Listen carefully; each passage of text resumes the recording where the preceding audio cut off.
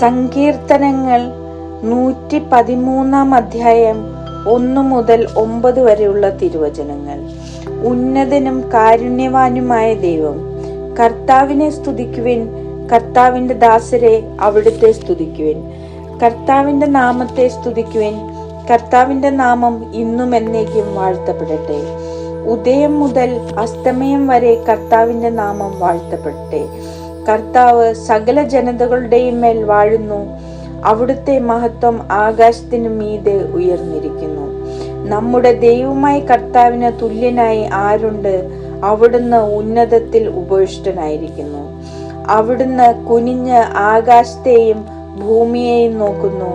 അവിടുന്ന് ദരിദ്രനെ പൊടിയിൽ നിന്ന് ഉയർത്തുന്നു, അഗതിയെ ചാരക്കൂനിയിൽ നിന്ന് ഉദ്ധരിക്കുന്നു. അവരെ പ്രഭുക്കന്മാരോടൊപ്പം, തന്റെ ജനത്തിന്റെ പ്രഭുക്കന്മാരോടൊപ്പം ഇരുത്തുന്നു.